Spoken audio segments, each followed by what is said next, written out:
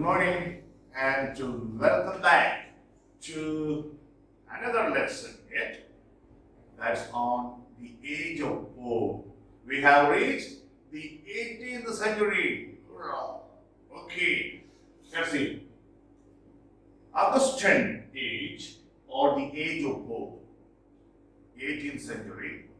The first half of the 18th century is generally known as the Augustine age or the age of Pope because Alexander Pope was the most prominent, most representative point of the period. Okay. This period, 1700 to 1740 until the death of Pope, is known by various names. Remember that. The Augustan age, the neoclassical age, the age of reason, the age of Pope, the age of enlightenment. A lot of things happen. Let's see why these are called. The term Augustan age was first applied. Before that, I will come to that later on. The term, the Augustan age, comes from the self-conscious imitation of the original Augustan writers between 43 BCE to 80 CE. Who were those great Augustan poets? The Emperor Augustus, during his time, there were three great poets: Virgil, Horace, and Ovid. We have already seen them in one of our previous lessons. Now, they used very polished and sophisticated words or language. Okay. Specifically, the Augustan age was the period after the Restoration. Okay, after the Restoration era to the death of Alexander Pope, that is 1744. So, from 1690 to 1744, this period is known as Augustan age. Now, the term was first applied to this school of poets by Dr. Johnson, very important from the examination point of view, please. Who applied the term Augustine to this school of poets? Dr. Johnson. Now, some background. The rise of two political parties in England, we must know those two parties. The Whig Party, which stood for personal freedom. For this party, personal freedom was the most important thing. And the Tory Party, which supported the view of royal divine right, the absolute right of the king, of the monarch. Tory Party. Augustan age covers the reign of three kings or queens, whatever. First, Queen Anne, not it. King George I and King George II. Pope, now we come to the first major poet of the period, Alexander Pope. Pope was a scribblarian. Hey, what is that? Scriblerus Club, which was active in 1714, was an informal association of a group of intellectuals, of poets, who assembled in London in the 18th century. Okay. They were very prominent figures of the Augustan age, and the principal members of this club, very important: John the Baptist, Alexander Pope, John Arbuthnot, John Gay, and Thomas Parnell. Sometimes they ask a question like, which of the following was not a member of the Scribblers Club? And they give three actual names and one false. So you have to find out the false name. Okay. Their chief aim was what? To satirize current trends, current culture, and current scholarship. Whatever they found wrong, from their point of view, they satirized. They criticized. Now let's look at some of the most important works of Alexander Pope. A very great poet, a very, very great poet. An essay on criticism. You may think it's an essay. No.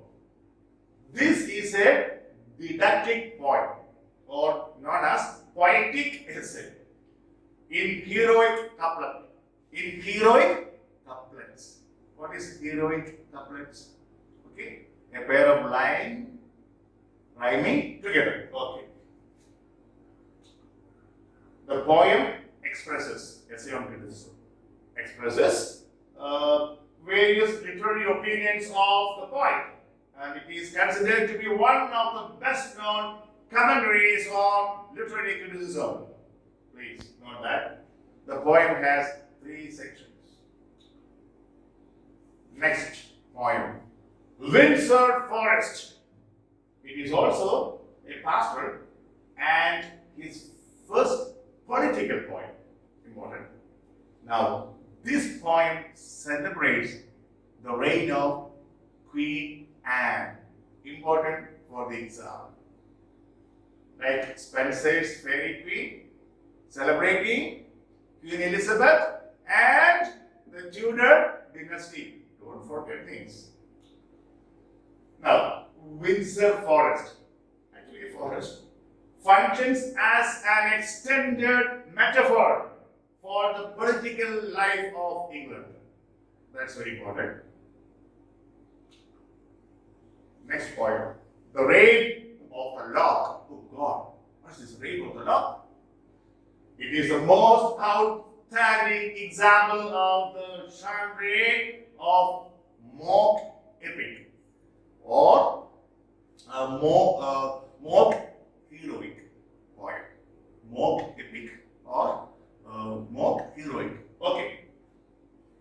It is a humorous criticism of the vanities, of the pettiness, of the idleness of the people of the 18th century, of the early part of the 18th century. Okay.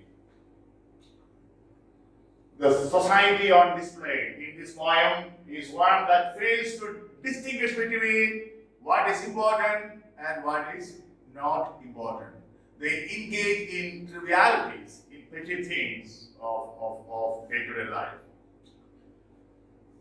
The important characters in the poem are not the poem. Belinda, the Baron, Clarissa, and Umbrian. It's a kind of a mischievous fairy. Okay.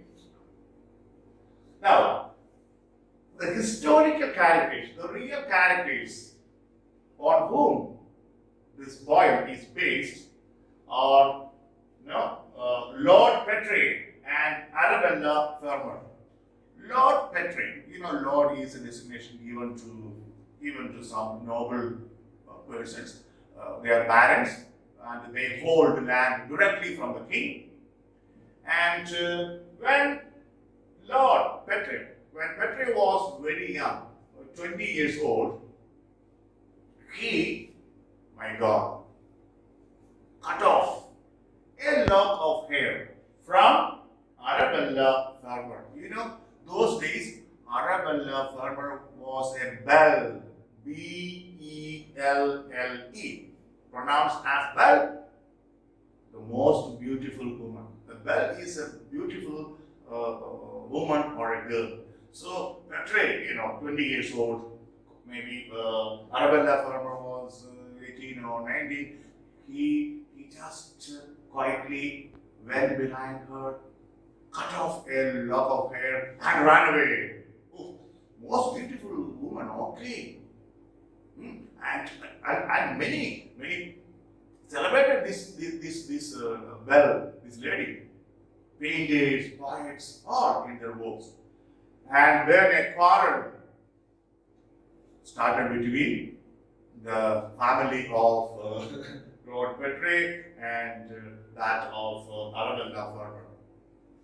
And then some of Pope's friends suggested to him that he should write a poem, a comic one, so that people would take it lightly and the quarrel might come to an end.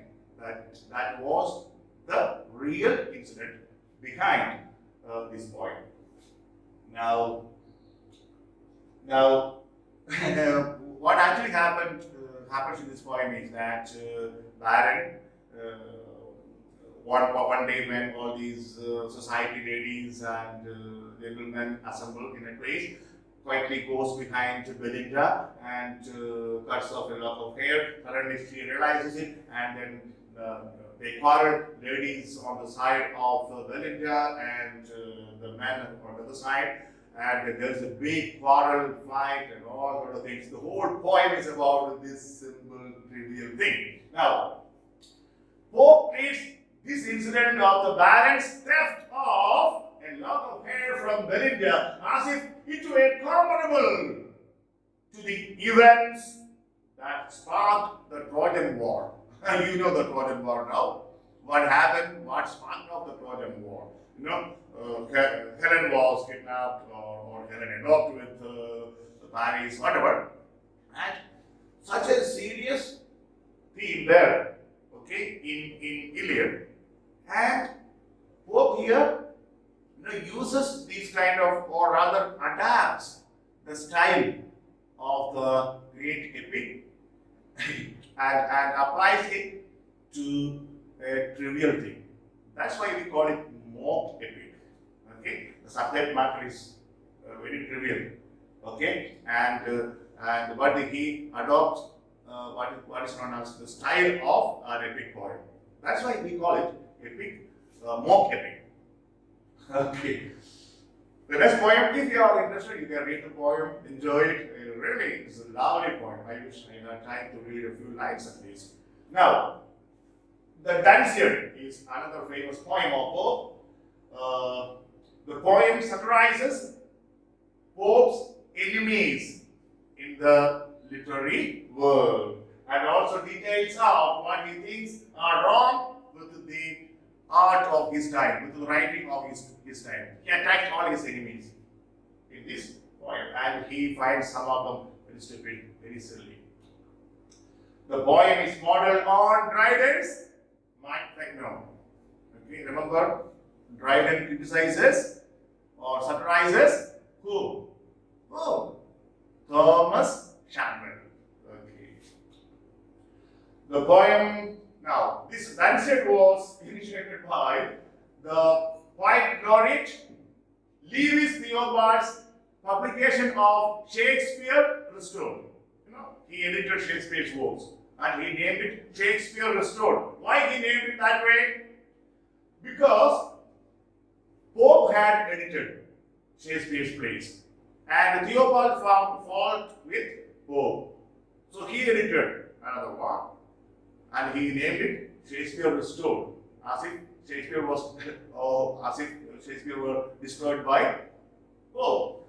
So this provoked Pope. Written in heroic couplet, the poem is in 4 books, not a poem.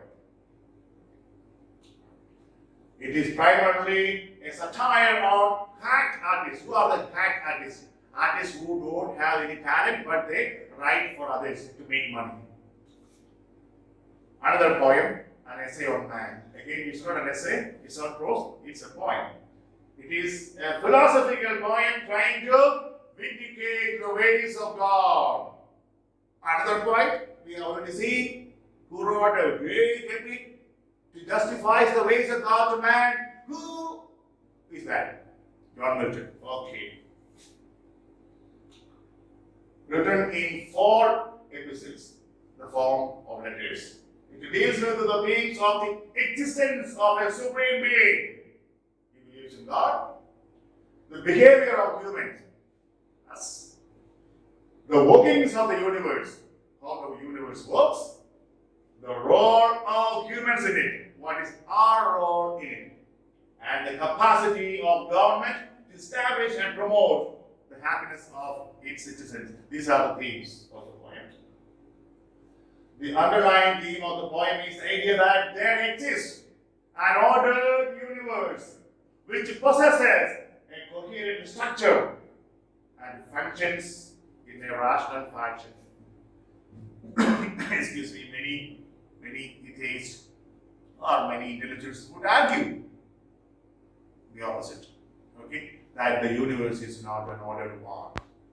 When I discuss Thomas Hardy, Victorian, when I come to Victorian poets and novelists, I would say more about it. And it functions how? According to natural laws designed by God.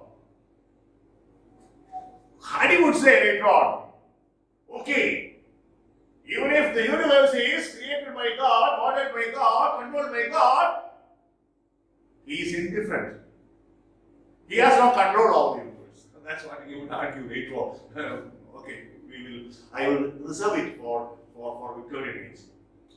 Okay. Imitations of Horace. They are a collection of poems in which using the Latin subtext as his model. Pope uses Horace as his model and launches his attacks again in a series of poetical letters on the greed and corruption of his day. On the greed and corruption of his day, early part of the 18th century, especially those of the Whig Party, which was in power at that time. Epistle to Arbuthnot. Arbuthnot was Pope's close friend, and this poem is also known as Prologue to the Satires. Remember the alternate name. This belongs to Pope's collection of poems, imitations of Horace. In that collection, this poem belongs. Okay. While being helplessly ill, Dr. Arbuthnot, he was ill. A close friend of Pope, Arbuthnot wrote to Pope that he should refrain from criticizing others. At least be cautious. Don't go with such vitriolic, such bitter criticism, scathing criticism. So his friend Arbuthnot warns Pope against such impetuous or foolhardy attacks on his enemies. Now, Pope wrote this poem, as a reply to Arbuthnot's letter. The poem attacks Pope's critics and defends his character and career as a poet. That is the content of the poem. But you read it beautifully. Pope's poems are all really worth reading and enjoying. Other works of Pope, very quickly: translation of Iliad, translation of Odyssey, and also his edition of Shakespeare. Okay. Now, other minor poets, not important. I just put their names. You must know there were some other poets, and they wrote a couple of good ones as well. These are some of the minor poets. Now, prose writers of the period. Can you guess who they are? I know you know. If you don't know, here they are. Joseph Addison. Addison was an English essayist, poet, and a dramatist who, along with his Irish friend Richard Steele, was a leading contributor and guiding spirit of the periodicals, the Tatler and the Spectator. These two periodicals are important. I don't know at MA entrance level such questions would be asked, but for NET and JRF, questions would be asked from these two periodicals. I'll tell you what kind of questions. And in IFLU for MA, they have Tatler and Spectator in the syllabus. Now, though he wrote poems and plays, it is as an essayist that Joseph Addison is today remembered by posterity. Addison is described by Alexander Pope in his poem Epistle to Arbuthnot as well. Willing to wound and yet afraid to strike. And that's how Pope described him. Addison had written about all these numbers are very important. I can't help. Please remember by heart. Addison had written about 42 of the Tartlet's total 271 numbers. Means essays. So, out of 271 essays published by Tartlet, Addison wrote 42. That's important. And in collaboration with Steve, he wrote 36. Okay. The next is very important for exam. The Tartlet appeared thrice weekly. It was asked in one, I think in which year? Maybe a couple of years ago in UGC, JRF NET exam. Okay. The Tartlet appeared thrice weekly. The Spectator, now we come to Spectator. So, Tartlet appeared thrice weekly. Then Spectator, we will see. To the Spectator, Addison contributed 274 essays. It was the Tartlet 42. Here, 274 essays out of a total of 555 essays. Now, Spectator appeared daily. Tartlet appeared thrice a week. Spectator daily. I am repeating it because these are important. Now, to the Guardian, Addison contributed 51 out of a total of 175. So remember this. 42, 275, 51. Easy to remember, you are young. In all, Addison wrote nearly 400 essays. Great mind. Okay. Addison also wrote the famous series dealing with the imaginary Spectator Club. What is this? No, they were publishing, Addison and Steve, they were publishing essays. Okay. Now, between, they thought they should do something different. So, Addison took up the challenge and he created an imaginary club known as Spectator Club. And in this club, in this imaginary club, ethical club, Addison brought together a group of people belonging to different strata of society. Like Chaucer brought in people belonging to different strata of society of his time in his poem Canterbury Tales. Here also, Addison does that. And all these other members revolve around, or who? So Roger de Coverley, remember his name. Okay. Roger de Coverley. And what did he do?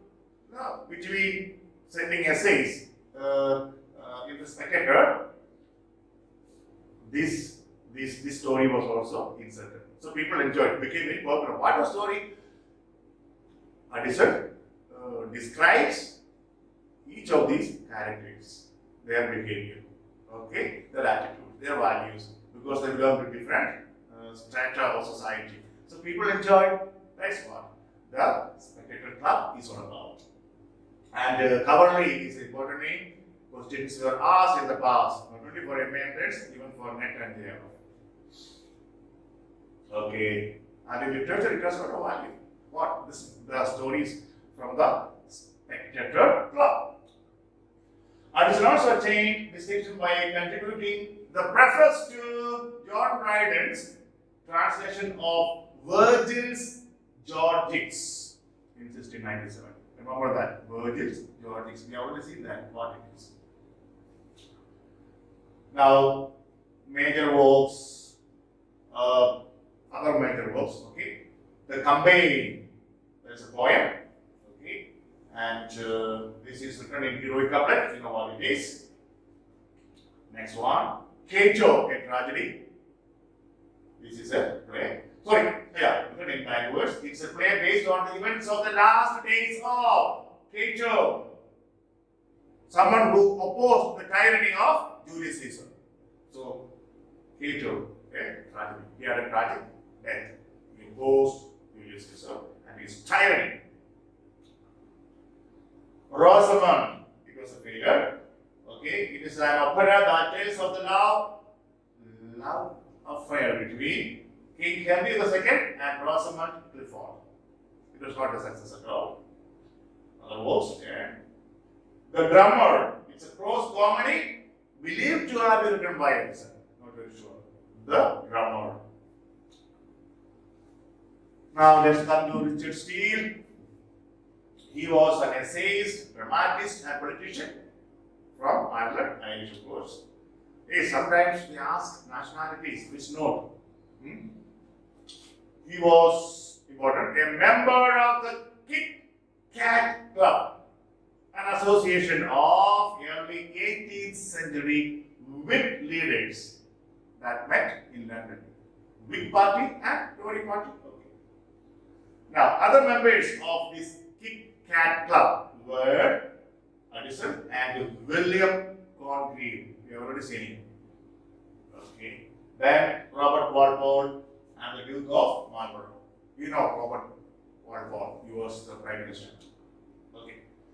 Now,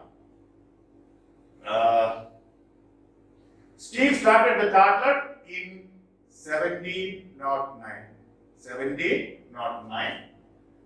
The Spectator in 1711 with Addison. So the Tatler was started all alone by who? Steele. But Spectator was started by both jointly. Now, other short-lived periodicals of Steele were the Guardian, the Englishman, the Reader. These are all very important. Okay, just keep your ears open. In the exams, sometimes they ask which of the following was not a periodical started by Steele. That way. He is best known for his collaboration with Addison on a series of essays for the journals, the Tatler and the Spectator. Steele's essays are very didactic. Didactic means aimed at teaching you something, some morals, and they are very, very frank, straightforward. Okay.